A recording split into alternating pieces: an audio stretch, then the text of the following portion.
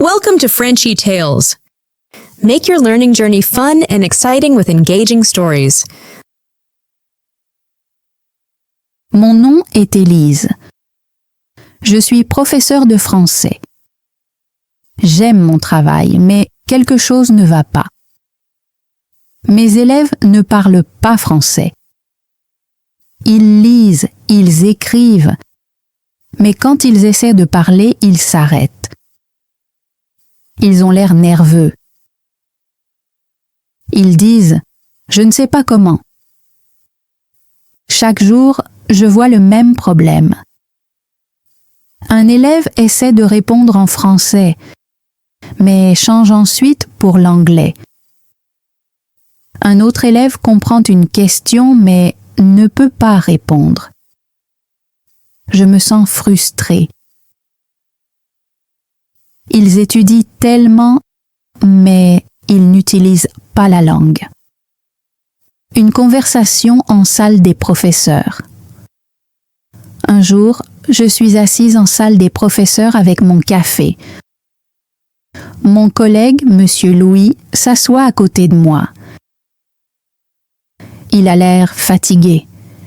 « Qu'est-ce qui ne va pas ?» je demande. Il soupire. Mes élèves ne parlent pas. Ils mémorisent juste des mots. Je hoche la tête. Pareil ici. Je prends une profonde inspiration et dis « Nous devons changer notre façon d'enseigner. » Louis rit. « Changer ? Le directeur ne nous laissera jamais faire ça. » Je me mords la lèvre. Il a raison. Notre école suit des règles strictes.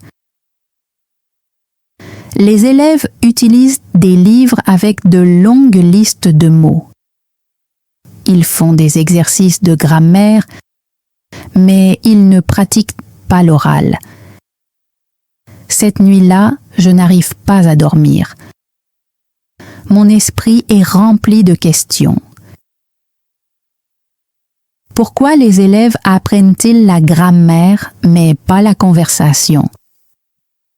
Pourquoi connaissent-ils le vocabulaire, mais ne peuvent-ils pas demander un croissant en français? Je me redresse dans mon lit.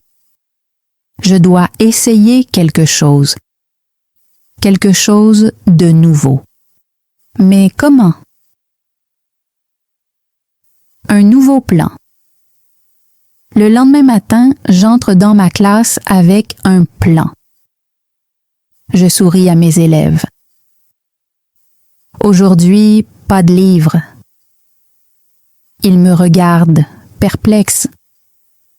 Pas de livre? Demande une fille. Je secoue la tête. Pas de livre. Aujourd'hui, nous parlons. J'écris au tableau. À la boulangerie, les élèves se regardent. « Que devons-nous faire ?» demande l'un d'eux. Je dis « Vous êtes dans une boulangerie à Paris. Vous devez acheter du pain. Vous devez demander un croissant. Vous devez payer. Pratiquons. » Un garçon nommé Carlos lève la main.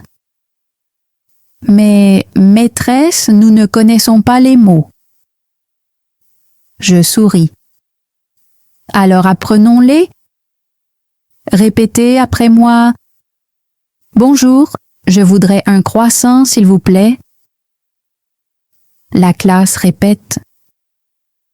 Au début, ils sont timides, mais ensuite, ils parlent plus fort. Pour la première fois, ils parlent.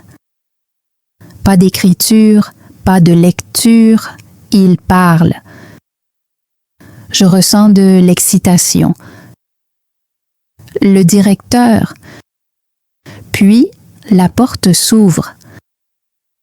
Je m'arrête de parler. Le directeur se tient là, observant. les bras croisés. Les élèves ne disent rien. La salle semble froide. Mon cœur bat vite. Il fait un pas à l'intérieur. Son visage est sérieux. Que fais-tu, Élise?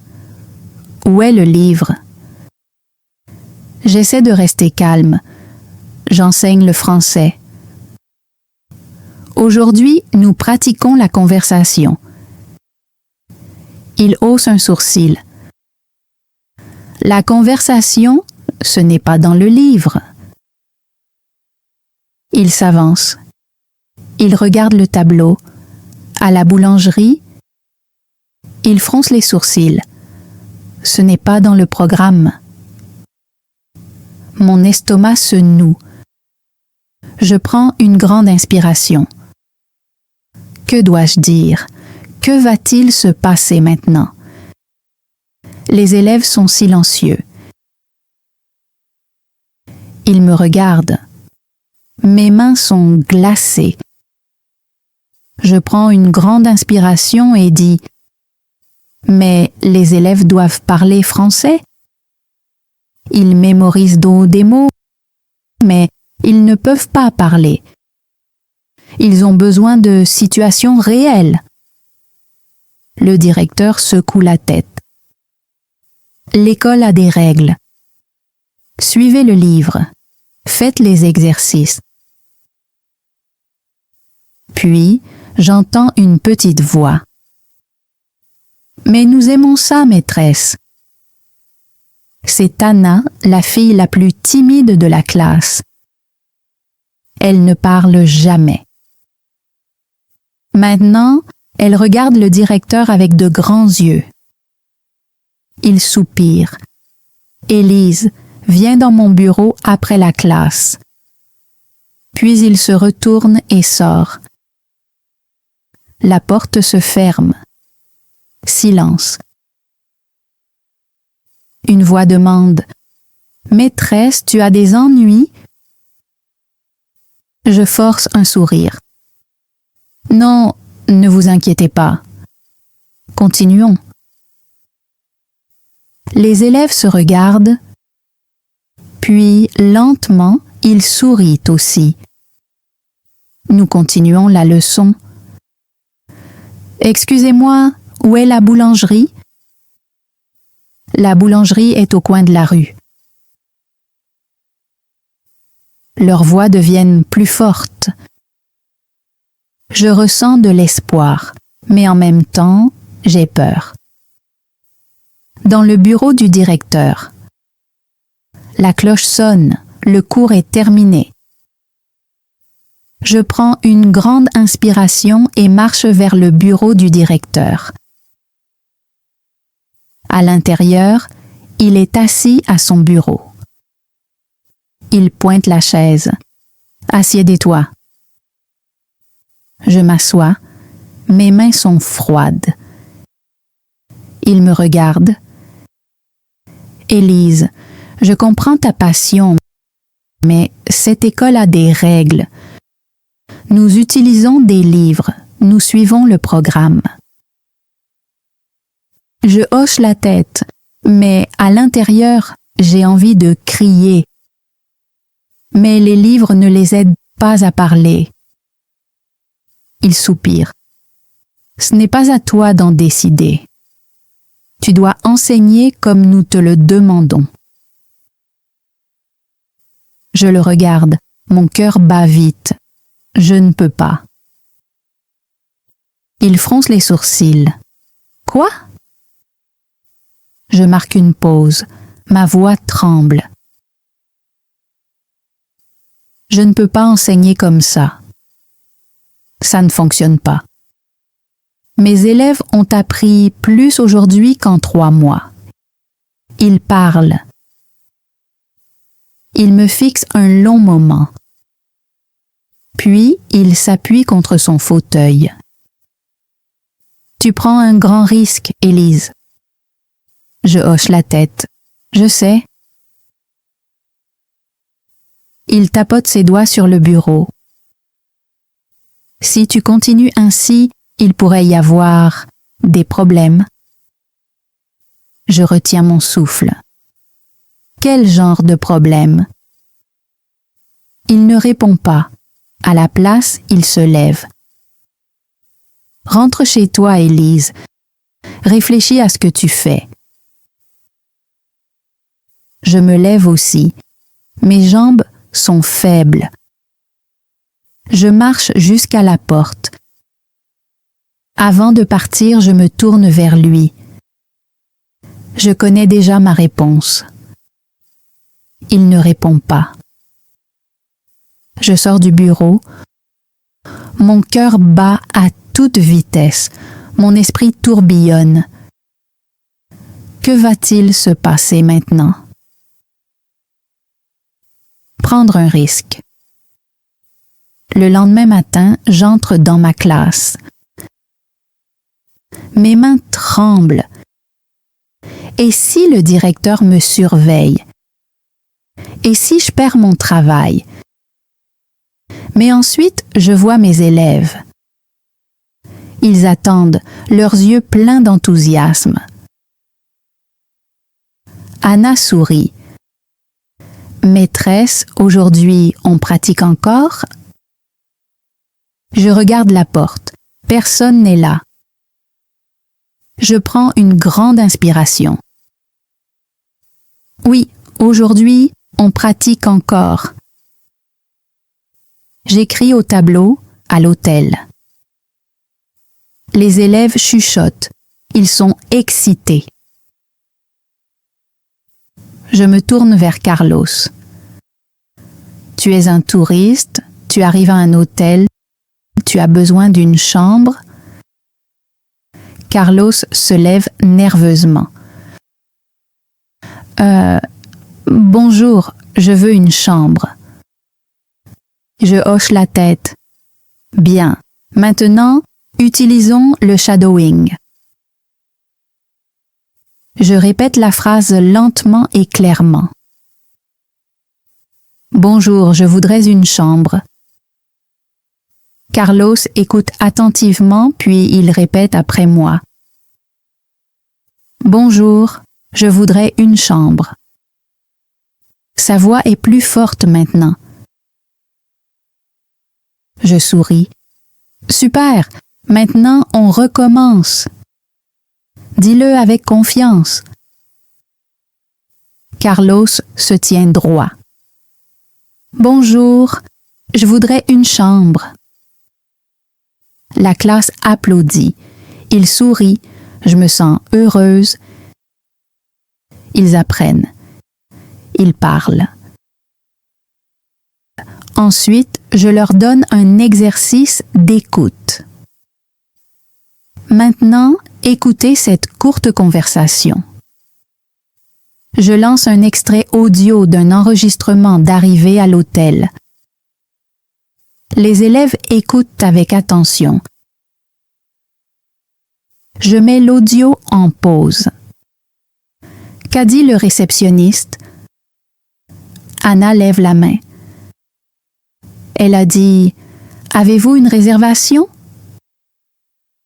Je hoche la tête. « Oui, maintenant, pratiquons la lecture à voix haute. » Je leur donne un court dialogue. Deux élèves se lèvent. Ils lisent les répliques, d'abord hésitants, mais avec chaque phrase, ils prennent de l'assurance. Puis, nous passons à l'immersion. Je pointe la porte. À partir de maintenant, seulement du français. Vous êtes dans un hôtel, pas d'anglais. Les élèves se regardent. Certains ont l'air nerveux, mais Anna sourit. D'accord, professeur. Elle se tourne vers Carlos. Bonjour, avez-vous une réservation? Carlos hésite, puis prend une grande inspiration. Oui, pour 3 nuits. La classe applaudit. Je ressens une vague d'excitation. Ils parlent vraiment français. Une visite surprise. Puis, la porte s'ouvre. Je me fige. Mais ce n'est pas le directeur. C'est Louis, mon collègue. Il regarde autour de lui en fronçant les sourcils. « Élise, qu'est-ce que tu fais ?» Je marque une pause. J'enseigne le français. Il s'avance. « Tu n'utilises pas le manuel. » Je croise les bras. « Non, je ne l'utilise pas. » Il regarde les élèves. Il nous observe, attendant la suite. Puis, il secoue la tête. « Tu es courageuse, Élise, mais c'est risqué. » Je baisse la voix. « Ils apprennent, Louis. Regarde-les. » Louis regarde la classe. Les élèves sont enthousiastes. Ils veulent parler. Ils n'ont plus peur. Il soupire, puis il fait quelque chose d'inattendu. Il s'avance et dit « Très bien, je veux essayer. » La classe pousse un cri de surprise. Je cligne des yeux. « Quoi ?» Il sourit. « Je veux voir si ta méthode fonctionne. » Il se tourne vers Carlos. « Je suis serveur dans un café. »« Bonjour monsieur, que voulez-vous » Les yeux de Carlos s'écarquillent. Il prend une grande inspiration. « Bonjour, je veux un café. » Louis hoche la tête. « Un café avec du sucre ?» Carlos me regarde. Je chuchote. « Avec du sucre ?» Carlos se tourne vers Louis. « Avec du sucre ?» Louis sourit. « Très bien. » Les élèves applaudissent. Mon cœur bat à toute vitesse. Louis m'aide. Peut-être que je ne suis pas seule. Mais ensuite, la porte de la classe s'ouvre à nouveau. Cette fois, c'est le directeur. Il se tient là, regardant Louis, puis moi. « Alors maintenant, tu fais partie de ça aussi ?» Louis hoche la tête. « Oui. » Pendant un moment, personne ne parle. Puis, le directeur avance. Il marche jusqu'à la fenêtre, les mains derrière le dos. Il regarde le tableau et lit les mots « au café ». Puis, il regarde les élèves. Qu'est-ce que c'est que ça? Silence. Puis Anna, la timide Anna, lève la main. Elle se lève, sa voix est petite mais claire. « C'est du français, monsieur. » La salle reste figée. Le visage du directeur ne change pas. Il me regarde. « Venez dans mon bureau, maintenant. » Une décision difficile. Mon estomac se serre. Que va-t-il se passer maintenant? Je rassemble mes affaires. En marchant vers la porte, je sens une main sur mon bras. C'est Anna. « Maîtresse, dit-elle, je veux apprendre comme ça. S'il vous plaît, ne vous arrêtez pas. » Je souris, mais au fond de moi, j'ai peur. Je me rends au bureau du directeur. Mon cœur bat à toute vitesse. Nous entrons. Il s'assoit à son bureau, tapotant lentement la table avec ses doigts. Élise, je vous ai dit de suivre le manuel. Sa voix est calme, mais je ressens la tension. Je prends une profonde inspiration. Monsieur, le manuel ne suffit pas. Les élèves doivent parler français. Ils ont besoin de situations réelles. Il s'appuie sur son fauteuil. Et vous pensez que votre méthode est meilleure? J'hésite, puis j'acquiesce. Oui. Le directeur soupire. Savez-vous combien d'enseignants ont essayé de changer le système? Et savez-vous ce qui leur est arrivé? Je secoue la tête. Ils me fixent.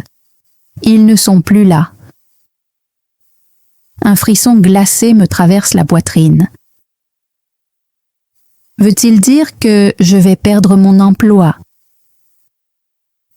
Avant que je puisse parler, on frappe à la porte. Le directeur fronce les sourcils.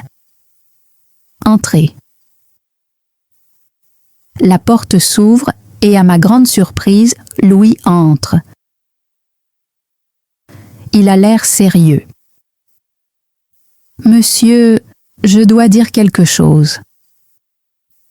Le directeur arque un sourcil. Louis, ceci est une réunion privée. Louis hoche la tête. Oui, mais j'étais dans la classe d'Élise aujourd'hui.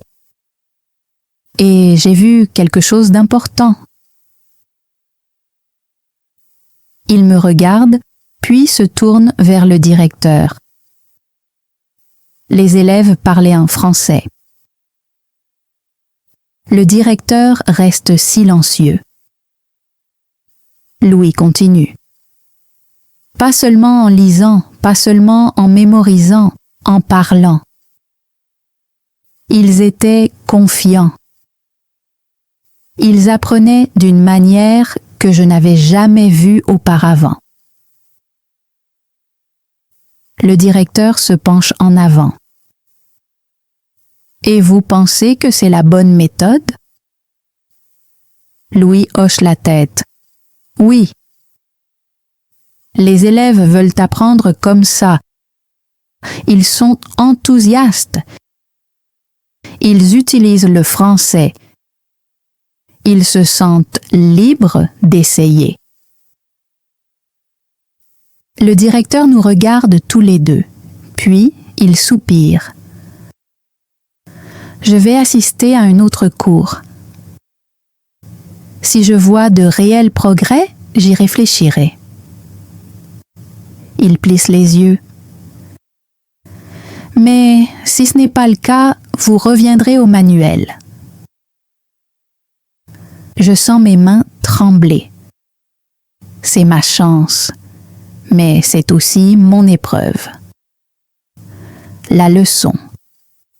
Le lendemain matin, je me tiens devant ma classe. Mes mains sont froides, mon cœur bat à toute vitesse. C'est le moment. Le directeur nous observe. Si j'échoue, je perds ma chance.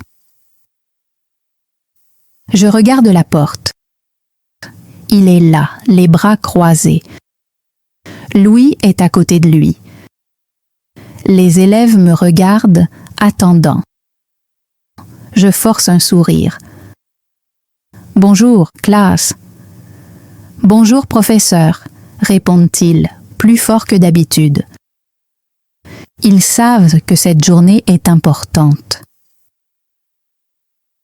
Je prends une profonde inspiration et j'écris au tableau, au café. Les élèves chuchotent, ils sont excités. Je me tourne vers eux. Aujourd'hui, vous allez dans un café. Vous allez commander à manger. Vous allez demander l'addition. Vous allez parler français. Marie lève la main. Maîtresse, et si nous faisons des erreurs? Je souris. Les erreurs sont bonnes. Les erreurs nous aident à apprendre. Je mets l'activité en place. Claire est la serveuse, Pierre est le client. La classe observe tandis qu'il commence. Claire, bonjour, bienvenue, que désirez-vous? Pierre hésite, il a l'air nerveux. Je retiens mon souffle. Allez Pierre, tu peux le faire.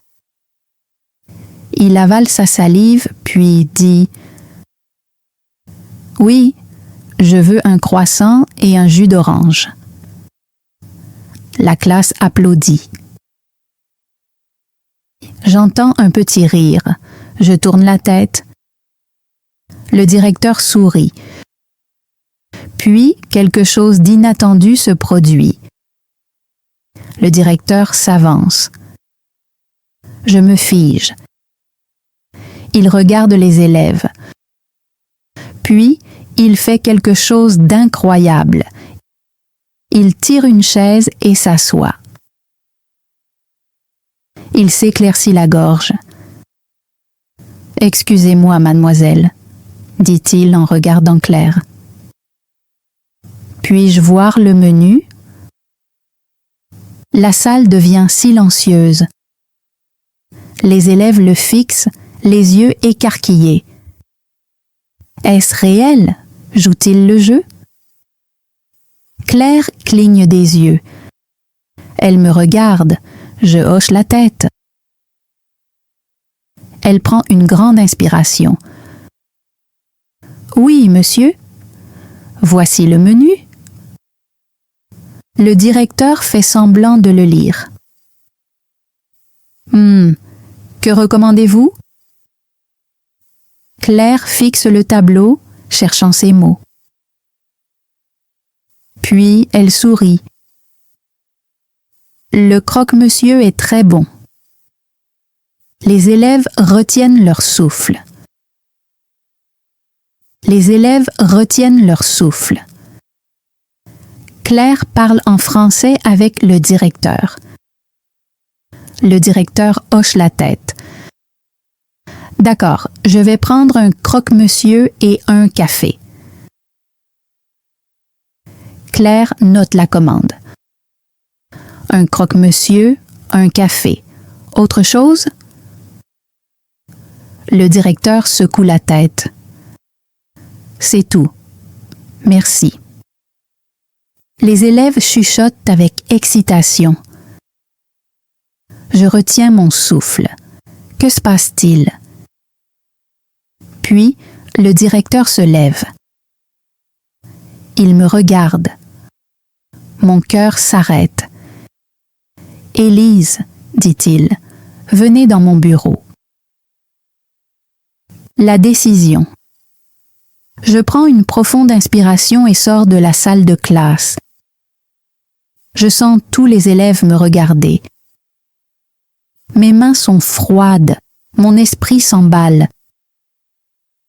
Je suis le directeur dans le couloir, le cœur battant. Ai-je fait quelque chose de mal? Ai-je fait une erreur? Mon esprit tourne en boucle, cherchant toutes les raisons possibles pour lesquelles il m'appelle dans son bureau. Peut-être a-t-il entendu quelque chose de négatif sur mon cours. Peut-être n'a-t-il pas aimé ma façon d'enseigner aujourd'hui. J'essaie de calmer ma respiration, mais mes mains sont froides et tremblantes. Nous entrons dans son bureau.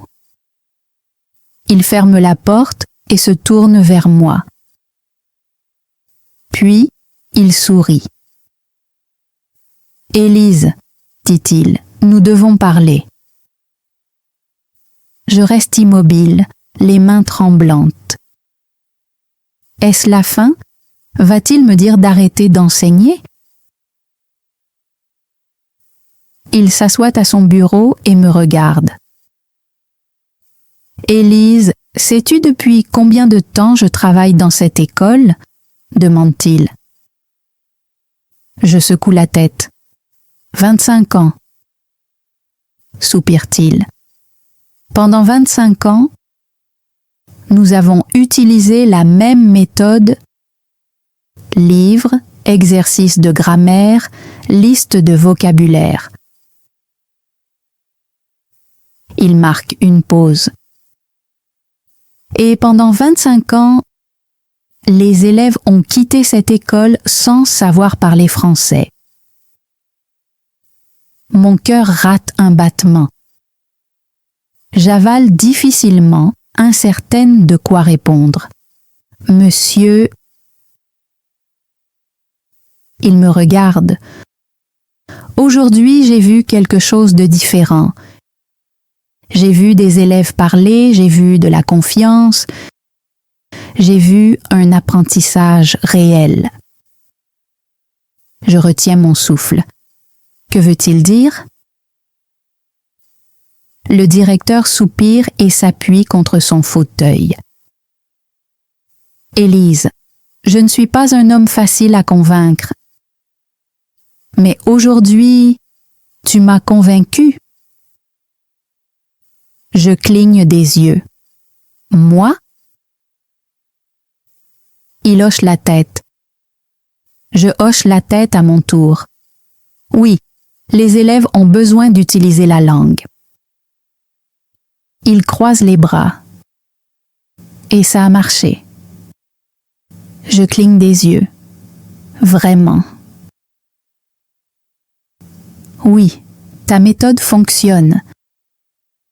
Les élèves étaient engagés, ils réfléchissaient, ils utilisaient la langue, pas seulement en la mémorisant, ils parlaient sans peur.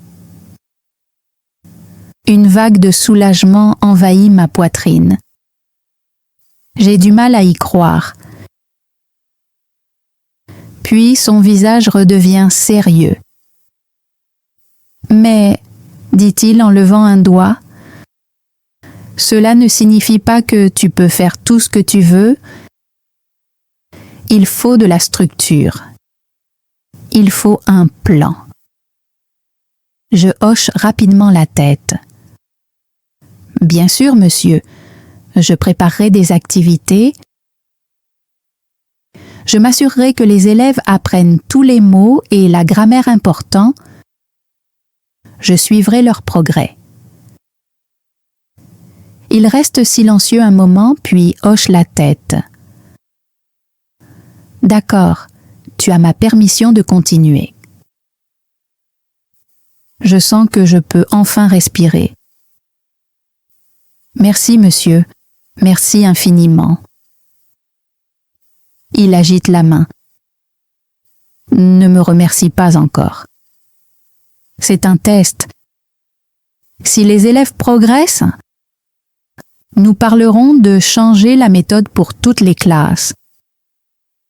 Sinon, nous reviendrons au livre. Je souris. Ils progresseront, monsieur, je vous le promets. Il me regarde un instant, puis hoche la tête. Retourne en classe, Élise. Fais ton travail. Le succès. Je quitte le bureau, le cœur battant. Non plus de peur, mais d'excitation. Je me sens légère en retournant en classe. En marchant dans le couloir, j'aperçois Louis qui m'attend. Les bras croisés, il a pourtant un regard plein de curiosité. Il arque un sourcil. Alors? Je souris. On a réussi. Louis laisse échapper un souffle. Sérieusement? Je hoche la tête. Sérieusement. Il secoue la tête, un sourire aux lèvres. Je n'arrive pas à y croire. J'ouvre la porte de la classe. Les élèves bondissent. Professeur, que s'est-il passé? Je ris. Nous avons gagné. Ils applaudissent. Anna frappe dans ses mains. Carlos lève le poing pour montrer son enthousiasme. Certains élèves se prennent dans les bras, fous de joie. Je me dirige vers le tableau et j'écris en grandes lettres « Parlons français ». Je me tourne vers eux. « Très bien, classe. Aujourd'hui, nous allons au marché. » Ils rient, ils sont excités, ils sont prêts. Et pour la première fois, je le sais, ils apprennent vraiment le français. Plus qu'une simple leçon. Après la classe, je m'assois à mon bureau et prends une profonde inspiration. La salle est vide maintenant, mais je ressens encore l'énergie dans l'air. Aujourd'hui, c'était une victoire. Mais ce n'était pas seulement ma victoire, c'était la leur. Je pense à Anna, qui était trop timide pour parler, mais qui a demandé des fruits en français aujourd'hui. Je me souviens de la façon dont elle a hésité au début, puis a parlé clairement, son visage s'illuminant lorsqu'elle a réalisé qu'elle l'avait fait. Je pense à Carlos, qui disait autrefois « Je ne sais pas comment faire », mais qui parle maintenant avec confiance. Il y a quelques jours à peine, il évitait de parler à voix haute. Aujourd'hui, il a tenu une conversation complète en français avec son partenaire. Il a même corrigé ses propres erreurs. Je pense à Louis, qui doutait de moi au début, mais qui est devenu mon plus grand soutien. Il a observé la leçon aujourd'hui avec un sourire. Et quand les élèves ont commencé à parler sans hésitation, il a hoché la tête avec approbation. Et puis, je pense à moi-même. J'avais peur. J'ai failli abandonner. J'ai failli suivre les règles, même si je savais qu'elles étaient mauvaises. Mais apprendre, ce n'est pas avoir peur. Ce n'est pas suivre des règles rigides. C'est utiliser la langue, faire des erreurs, essayer encore. C'est trouver du plaisir dans l'apprentissage. Je souris. Enseigner, ce n'est pas seulement transmettre un savoir contenu dans des livres. C'est ouvrir des portes. Je me lève et regarde la salle de classe vide. Les bureaux, les chaises, le tableau, tout semble différent maintenant. Ce n'est plus seulement un lieu où l'on mémorise des mots. C'est un lieu où les élèves peuvent vraiment apprendre, grandir, trouver leur voie. Aujourd'hui, j'ai ouvert une porte pour mes élèves. Et maintenant, ils sont prêts à la franchir. Demain, nous continuons. Demain, nous apprenons encore. Demain, nous parlons de nouveau. Ce n'est que le début et j'ai hâte de voir où cela nous mènera. Thanks for joining Frenchy Tales. Don't forget to like, subscribe, and keep learning through stories. See you next time.